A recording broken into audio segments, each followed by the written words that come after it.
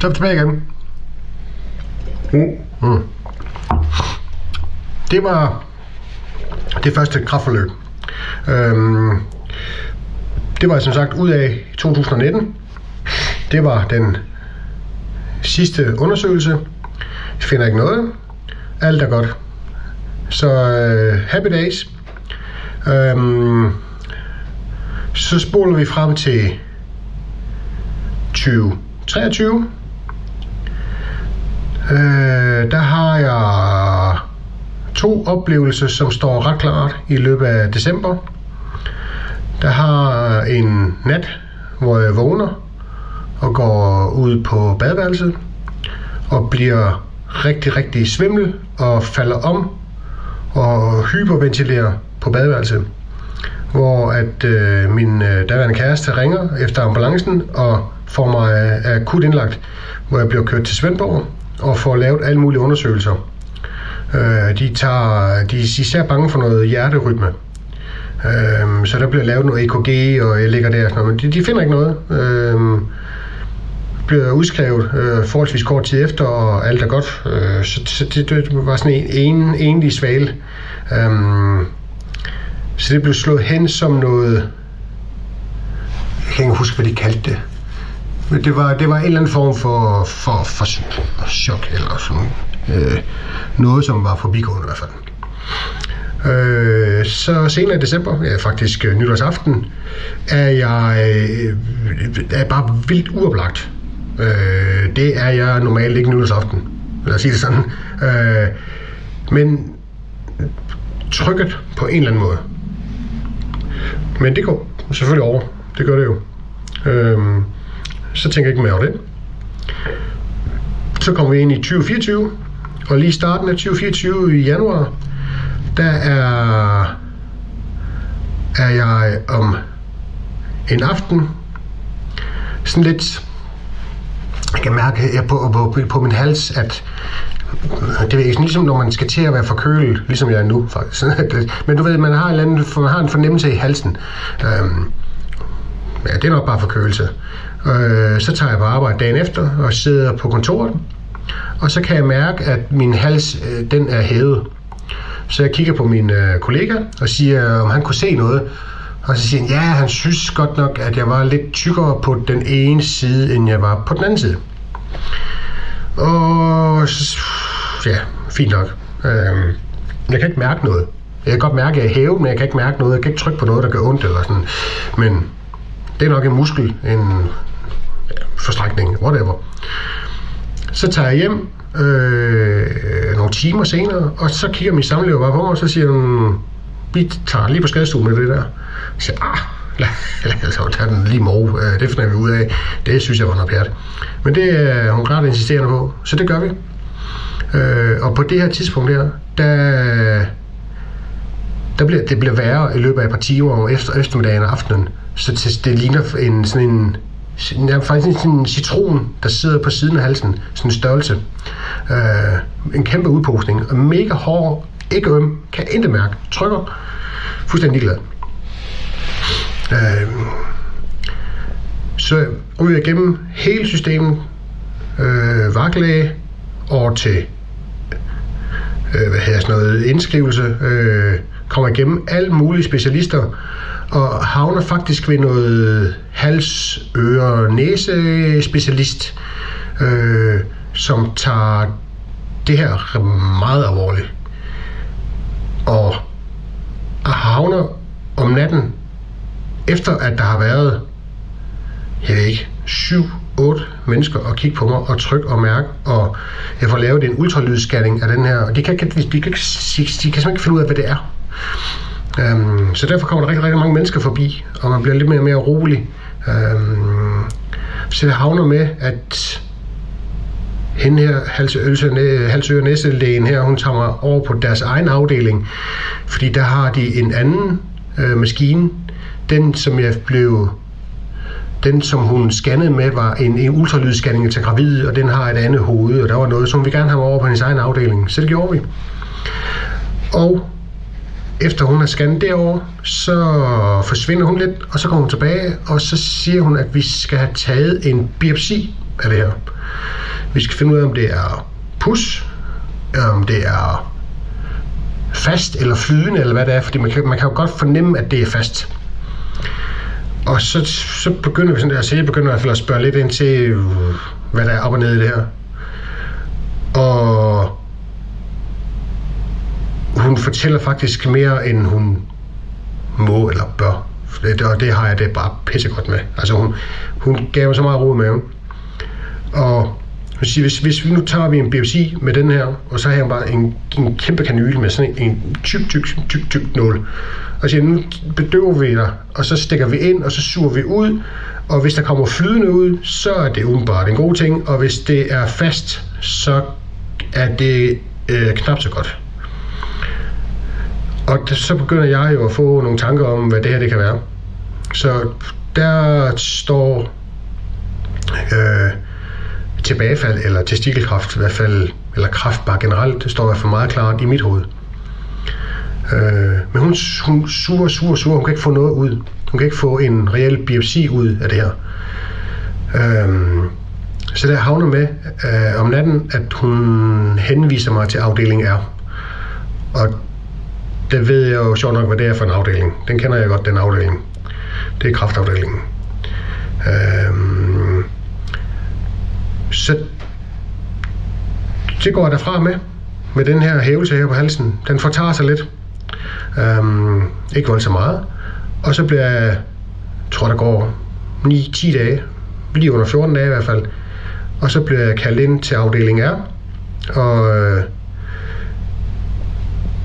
får bekræftet, at jeg kommer i nogle scanninger faktisk. Jeg kommer til noget CT-scanning, det gør jeg også der om natten.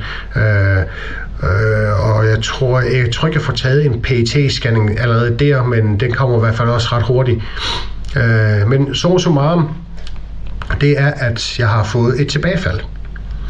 Jeg har fået et tilbagefald af min cancer fra 2009 i 2024. Så 15 år senere render jeg i det der tilbagefald. Det viser sig, at den tilbageværende testikel, den som var i forstadiet og blev bestrålet i 2009, har udviklet testikelkræft. Og der har spredt sig til en lymfeknude i brystkassen, som så er blevet 17 gange 4 cm inde i brystkassen. Meget tæt på hovedpulsåren, ved nærheden af hjertet. Det er det her, der gør, at jeg blev indlagt i december med det her hjertetrykningsslag, sådan noget, og mit humør og nytårsaften og noget. Det er simpelthen den, der har trykket fysisk på nogle andre organer. Så jeg siger, at min tilbageværende testikel, den har udviklet det her. Så har det spredt sig, og så ved man så ikke, om den har selvtermineret sig selv, eller om det så er kemobehandlingen, der gør, at man får det til livs i testiklen. For han siger, at den lymfeknude har en størrelse, der gør, at man har gået med det i noget tid. 17 gange 4 cm kommer ikke i løbet af 14 dage. Og han siger, at det vil give sig et udtryk på et eller andet tidspunkt. Og i mit tilfælde, der var det bare det, at den blev så stor, at den blev trykket op igennem kravbenet og sidder på indersiden af halsen. Så den sidder inde i vævet i halsen. Så den kommer simpelthen fysisk til udtryk den vej.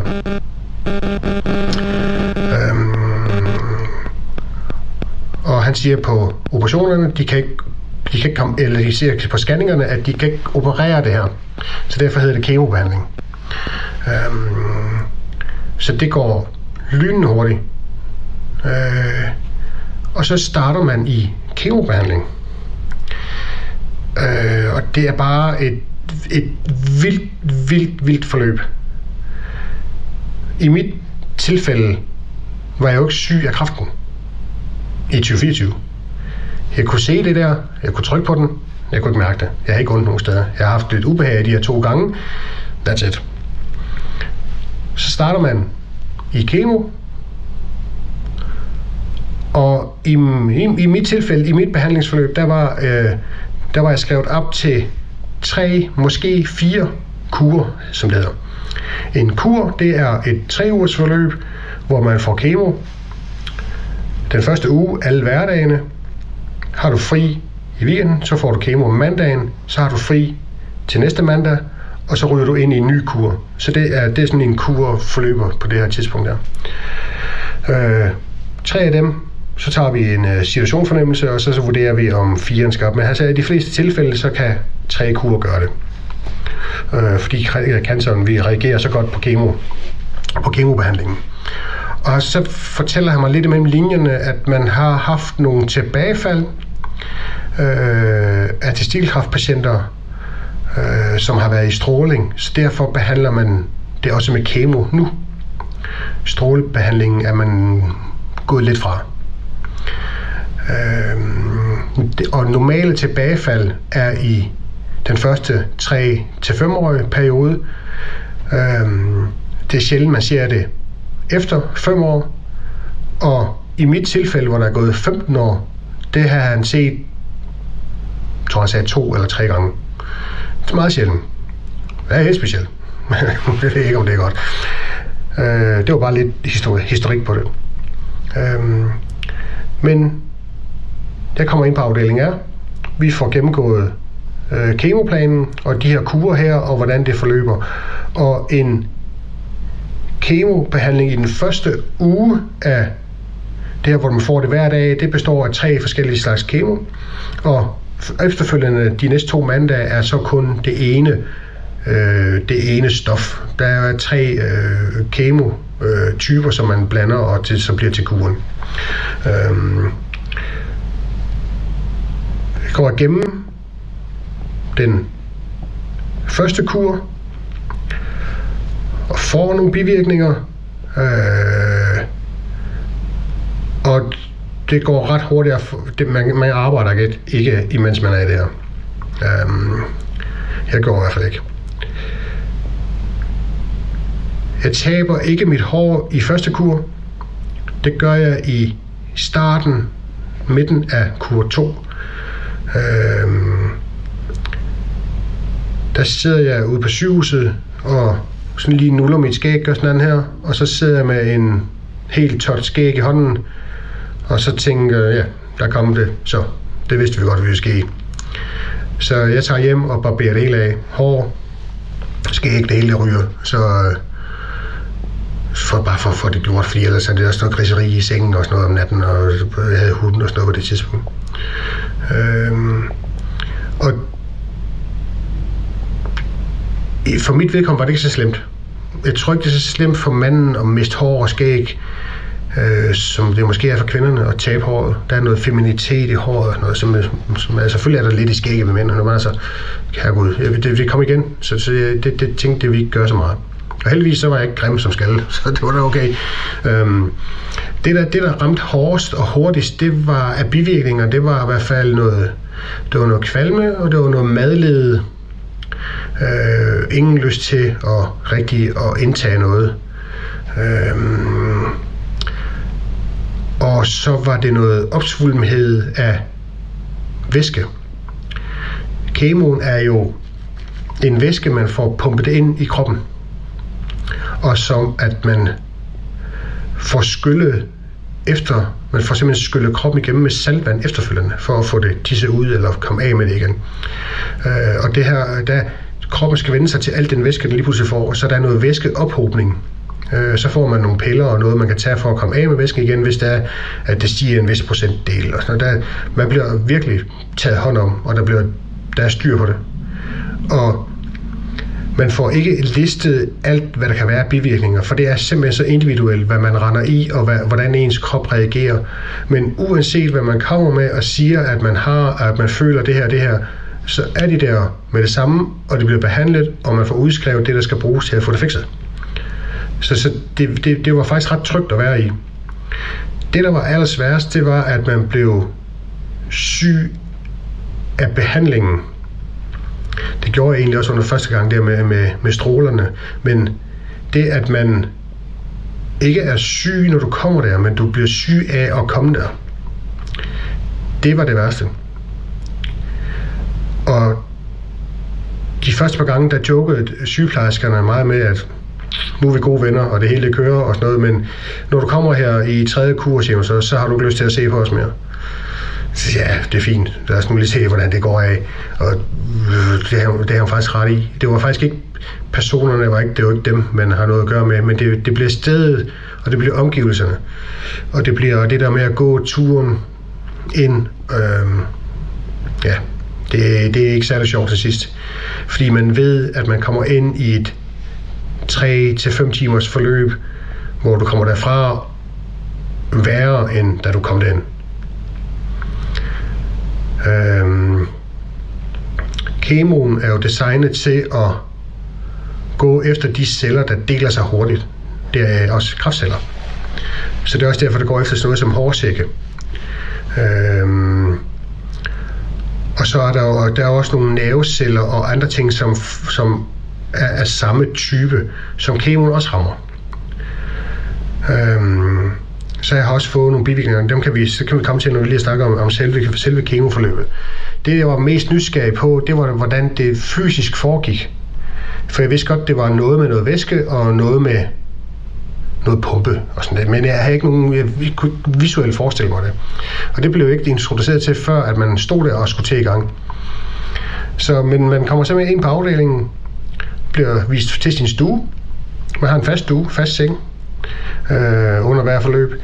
Og så bliver man tilbudt, at man kan være der under hele forløbet, eller man kan komme hjem. Jeg var så i den situation, ikke boede så langt, eller bor så langt væk fra OH, så jeg kunne nå hjem. Jeg kørte selv hjem, inden at man blev dårlig. Så jeg kørte derind hver morgen, og fik kemobehandling, og kørte hjem, og var herhjemme under de dårlige ting. Heldigvis for det. Det hjalp rigtig meget at komme hjem, og ikke ligge derinde. Så hvis det er en mulighed, så skal man søge det i hvert fald. Men det er simpelthen, man kommer ind, starter med en liter saltvand. Ja, man kommer ind, får vist stuen og tingene frem, og så går man ned i kælderen og får lagt et drop, enten i hånden eller i armen her. Det er alt efter, hvad der lige kan lade sig gøre. Og årene, de bliver sværere og sværere at finde, så når man kommer længere og længere hen, så begynder de at søge lidt mere op på armene, for at finde nogle år, der er anvendelige. Så kommer man op og bliver sat til pumpen. Det er et stativ, hvor der sidder en pumpe på, og så bliver der hængt en liter saltvand ned igennem pumpen og i slangen, der bliver koblet på en strop, og så får man det pumpet ind. Og så kan man gå på toilet, inden at man får koblet selve kemoen på. Og så får man kemoposerne en efter en, også med noget saltvand ind imellem, og så til allersidst, så får man en liter saltvand yderligere. Så det er lidt over 3 liter væske, tror jeg, man får pumpet ind. Og det er forskellige variationer. De stiller pumpen af, hvor hurtigt det skal doseres, så man ikke får det for hurtigt, og sørger for, at saltvandet kommer rigtig ind. Det er virkelig, og det er så professionelt, at det forstår man næsten ikke. De er hammerdygtige til det. Så det er faktisk kemoforløbet.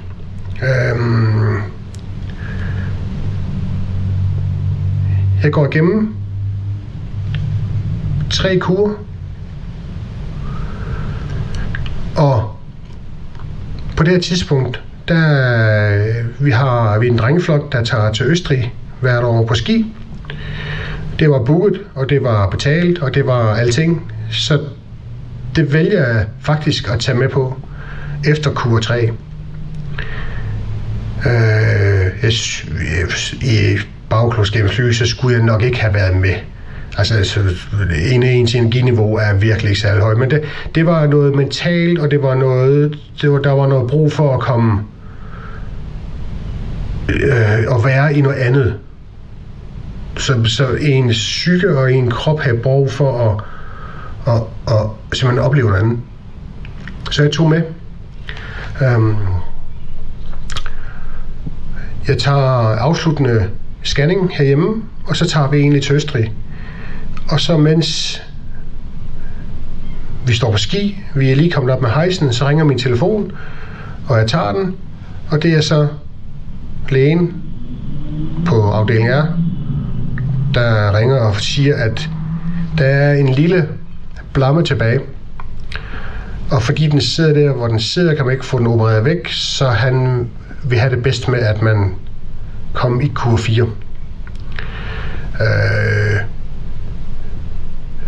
Så får vi snakket om det. Jeg får turet ud med kammeraterne, kommer hjem, og så skal jeg i den sidste kur, så jeg kigger ind i et 3 ugers forløb yderligere. På det her tidspunkt kan jeg mærke, at det bliver sindssygt svært. Så jeg rækker ud til kammerater og venner, og de stiller simpelthen op. Så en efter en, så holder de fridag.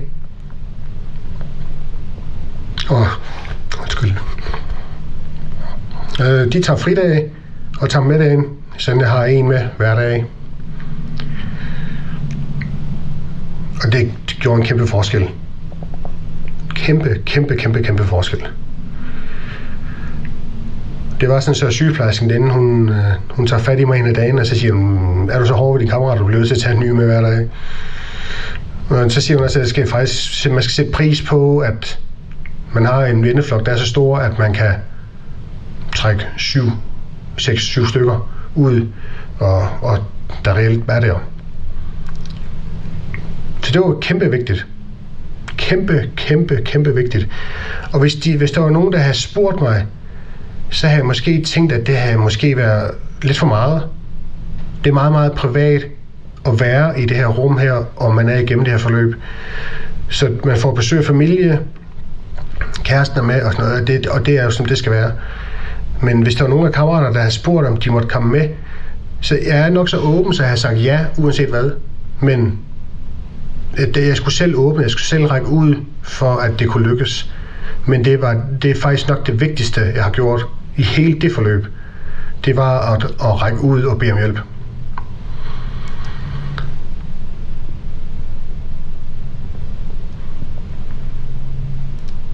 Så jeg kom hjem fra Østrig og røg i den sidste kur, og den var hård. Den var rigtig hård. Der fik jeg mange bivirkninger. Opkast, svimmelhed, kemohjerne, tågehjerne, alt det her. Og jeg tabte 18 kilo i hele det her forløb, og de fleste af de her kilo her var i den 4. kur. Det var stygt. Så kommer man ud af kemoen, og så får man lov at slappe af. Og så kommer man så i et kontrolforløb nu her. Så nu er det kun i 5 år kontrolforløbet foregår. Ikke 10 år, som det var førhen. Fordi at man oplever, at de fleste af de her tilbagefald er inden for de første 5 år. Og man kan sige, nu har jeg lige oplevet et tilbagefald efter 15 år.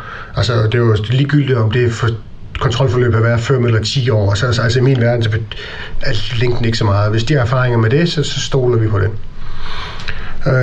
Og så meget på det hele, det er, at jeg får fjernet den sidste testikel. Nu har jeg ligesom prøvet at tage livet af mig også, så den forsvandt også. Så nu er jeg i hvert fald mejsterlig. Hormonforløbet kører jo, for det gjorde det fra 2009, så der er ikke rigtig noget at være opmærksom på. Og andre bivirkninger, de bivirkninger jeg har nu, fik jeg i kur 4. Så det er nerveskader i 6 af mine tæer. De 3 midterste tæer på hver fod har samme følelse altid. Uanset om det er koldt eller varmt eller hvad det er.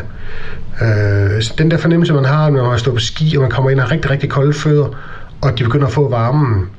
Den der citron og sådan lidt spændende, ikke det sover, men det er en ret speciel fornemmelse. Den har jeg i 6 af mine tæer konstant. Nogle dage meget, andre dage lidt, men det er der hele tiden. Og der har jeg lige taget fodbad.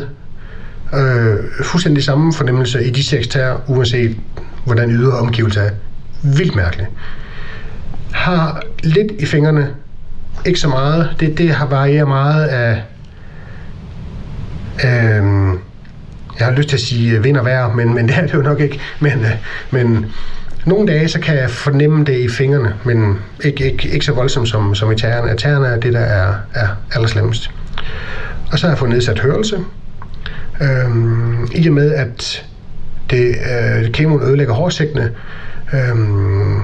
så ødelægger det også hårsækkene i øregangen eller øresneglen, og de der femmerhår kan lægge sig ned, og de rejser sig ikke op igen, jo, eller kommer ikke igen.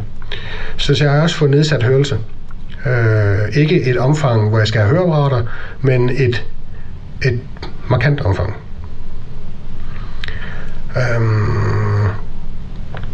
Det er sådan de fysiologiske ting, og så er der også nogle psykiske ting, man kan rende i. Og det som jeg har oplevet som det tydeligste, det er antallet af bolde, jeg kan holde i luften. Det er jo svært at forklare, altså man kan ikke sætte noget på det, men hvor jeg måske før kunne håndtere 10 forskellige sager på én gang, tænke på det ene, håndtere det andet, så videre, der kan jeg måske kun gøre det halve nu, af hvad jeg kunne førhen. Jeg er ikke ramt så meget af træthed. Det er der rigtig mange, der er efterfølgende i mange år. Den har jeg ikke ramt. Men det her overskudsblik og håndtering af mange sager, har jeg i hvert fald det svært ved. Nerveskaderne vurderer man løbende under de her kontrolforsøg. Så melder man ind, hvor slemt det er. Man kan ikke behandle det, man kan ikke gøre noget ved det. Hvis det bliver smerteligt, altså hvis man får direkte ondt af det, så kan man behandle det med noget smertelindring. Men man kan ikke gøre noget forebyggende eller sådan noget løbende. Kun hvis det munder ud i at være smerter. Men som udgangspunkt, så skal man forvente, at man har de her bivirkninger resten af livet.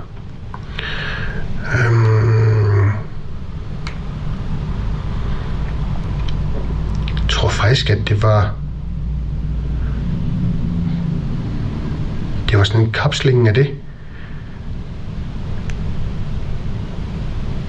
Så kemoforløbet er i hvert fald et helt andet forløb, og det er et helt andet game. Nå ja, så fik jeg lov til, efter endt kemobehandling, og ikke raskmelding, men symptomfri, han siger, at kemoen kan godt påvirke ens krop og ens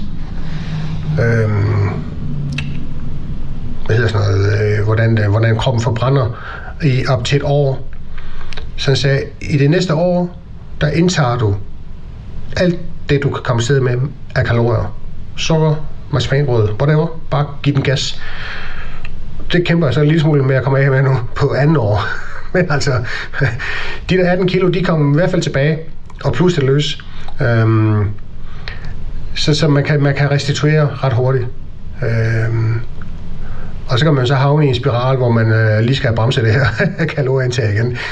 Det kommer, men stille og roligt. Nu nyder jeg også livet. Så det var faktisk min forløb. Sådan kogt helt vildt ned. Men igen, spørgsmål, kommentarer, whatever. Skriv, kontakt mig. Jeg er meget, meget åben. Og jeg fortæller gerne i dybden om alt, uanset hvad det drejer sig om.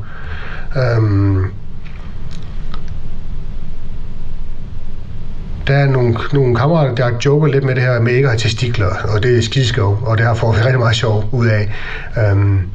Og bivirkningen ved at få fjernet testiklerne, der er nogen, der siger, har du ikke sådan noget daske, det hænger det ikke bare og dingler?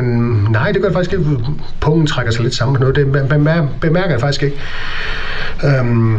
Men måden, at de fjerner testiklerne på, det er, at at det lyder forkert, men hvis man får lige forklaret, når man er en dreng i teenageårene, så sidder testiklerne op i det, der hedder kammerne, og så dumper de ned i pungen på et eller andet tidspunkt, og halleluja, og så er man en mand. Når de skal fjernes, så bliver de trukket op i kammeret, og så får man lavet et snit i lysken, og så bliver den fjernet ud derfra, og så skærer man simpelthen af nerveenderne og sådan noget.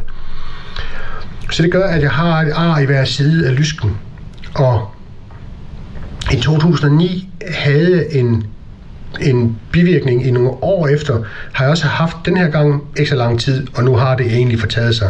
Men når man ejakulerer, altså kommer, så fik jeg simpelthen ondt i der, hvor nerverne er skåret.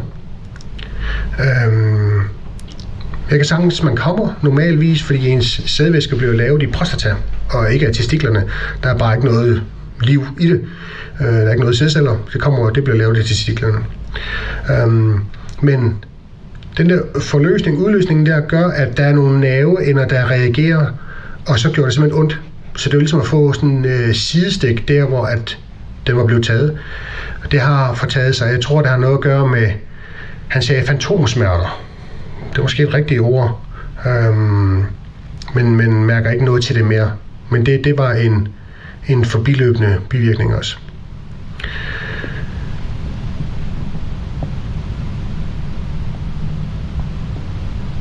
Jeg tror, det var det. Så hvis du render i det lort her, så skal du for det første være positiv. Det kan være værre. Man kan få noget, der er meget værre. Hvis du render i kemo, så kan du godt rende i nogle bivirkninger. Men der bliver taget hånd om det, og de har så kæmpe erfaring med det, at man kan få hjælp til alt. Hvis man kan komme fuldstændig symptomfri igennem kemo, så skal man købe sig en lottobillet. Der vil være noget på den ene eller anden måde. Det er måske ikke nu, det kan være, at det kommer senere eller efter noget tid, men man skal nok forberede sig på, at man skal være lidt mere opmærksom. Man skal være lidt mere på dupperne for at fange det og for at få det behandlet. Ja. Det var det. Skriv, kontakt mig, som sagt, hvis der er noget som helst. Og hvis I kan bruge det her til noget, så er det bare pissefedt. Ha' det godt. Tak for at I tog med.